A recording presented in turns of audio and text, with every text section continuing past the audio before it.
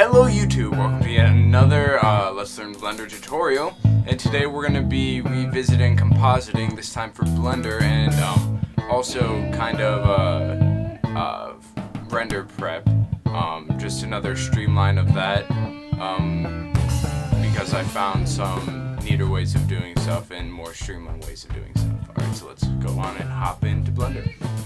Alright, so this is about where I left off last time. So basically you have the two different scenes rendering out the two different render passes so you can separate the shadows.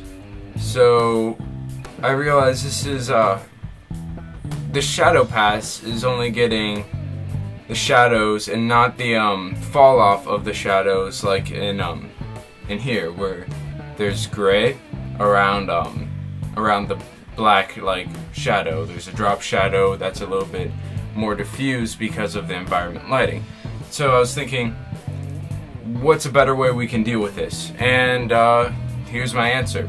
Basically, Blender spits out a whole bunch of different data. Direct and indirect, diffuse, direct and indirect, glossy, color, and all of this stuff gets multiplied together and added into making the final pass, which you're seeing behind us, or behind the screen here. And so what I thought was, like, why don't we just take the raw beauty pass and divide it together? And so here's a nice streamlined way of doing that. You can go ahead and delete the inverts and the adds. Keep the blurs, just plug it in, and once they're connected, you'll get not only the drop shadow but also the environment lighting, the indirect lighting, and also if you open up the viewer node down here so you can check the values of each pixel, you also get illumination. As you can see, the red, green, and blues are above 1, meaning that they're brighter than white, which when you multiply back together, it will make the underlying layer brighter. And so what happens is you have to add that add node back in. So mix add. Then you grab one of the two alphas. You can plug that in. Add an invert node. Put that in between, and then just plug that into the bottom. Plug the division into the bottom. Then you look at it and you get this pure shadow pass / indirect illumination and whatnot. That gets multiplied back over the image. That you can do that in After Effects or in Blender. Now, one deal with this is I'll pop down to another version I've set up down here. Is if you just doing the invert and adding the alpha back over, you run into a little bit of a problem. If you look at the final when you multiply back over here, and you get this artifacting. Here, I'll zoom in for you, around the edge where the alpha is, and that's because it's adding back over the value of 1. So it's making like a value of about 2, and when that gets multiplied back over on top of the background layer, it brightens it. And so the first step in getting rid of that is setting the add node to screen, and so we can do that up here.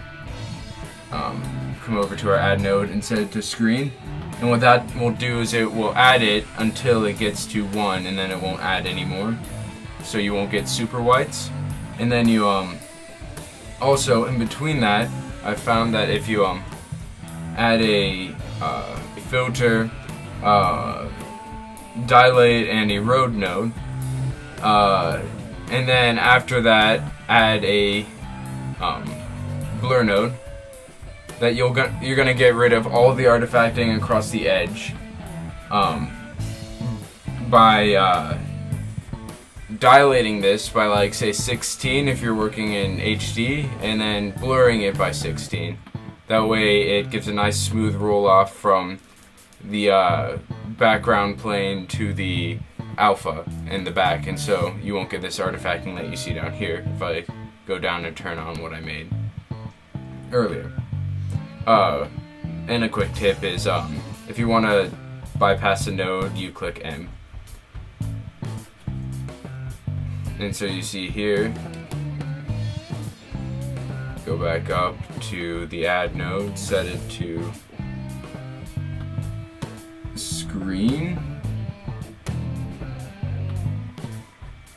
and then take a look at our version where we multiply that back over, and you have a perfect unaffected background with your foreground inside of this.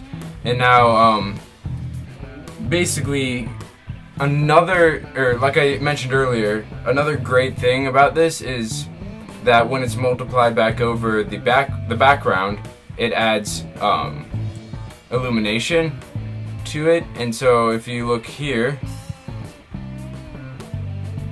sorry, clamp is hit. Make sure you don't hit clamp by accident. If you come over here, you look, there's this illumination from, if I come over here more to the alpha over node, I'll get to compositing in Blender shortly, where I added a illumination material on top of another ball, and so it's illuminating the scene here too. Now, for those of you who are compositing in After Effects, this different workflow only means one thing, and that is, instead of putting a track mat over an adjustment layer to get the shadows on, you just add this shadow pass on top of it, and set the blending mode to multiply, and then you can use levels like in Brandon's tutorial to further refine it. Alright, for those of you who are compositing in After Effects, that's all for this tutorial. For those of you who want to learn how to composite in Blender, stay tuned, keep on watching, and I'll show you how to do that in Blender. So basically, you have your render layers set up with foreground objects in the background, and like I've been talking about, you multiply this shadow over your background image that we were projecting onto everything. So to do that, you add an input image, and then you pull up the image that you were using here. Then you let's get rid of these file output nodes because they're not relevant anymore because we're just compositing straight in Blender. Then you add an color alpha over, and you place the image underneath your object pass. It's also worth mentioning that if you're compositing straight in Blender, you might not want to export your video as an OpenEXR because you don't need the latitude of the 32-bit file. So you can export as a QuickTime, uncompressed 8-bit, or animation. Animation is a lossless codec, so you're not losing any quality when you're converting it between formats. Alright, so back to compositing. If you take a look at this, you put the image on your image input on the top and your render layer on the bottom, giving you this. So after that, you add a color mix to the image line coming out of the image node. Just pop that in there when it turns orange, and go and plug in the shadow pass right till here. Sorry, shadow pass to the top one, the image to the bottom, and set that to multiply. That will give you your beautiful shadows right into your scene. And so that is the bare bones basic of this. You can add a blur node to the render layer to kind of soften it up and to bring it into that.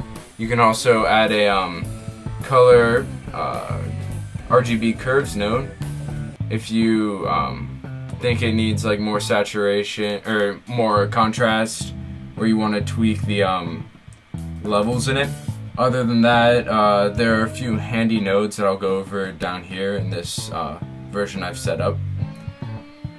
As you can see, if you look through the node tree, I have the shadow passes down here, or the shadow pass down there, the render layer up here, and I'm blurring it slightly, color correcting it slightly with the RGB curves, and then I'm alphaing it over the background, which has already been multiplied with the background, with the shadow pass. Then I'm using these glare nodes to, if you look at the final, kind of integrate the lights a little bit better into the scene.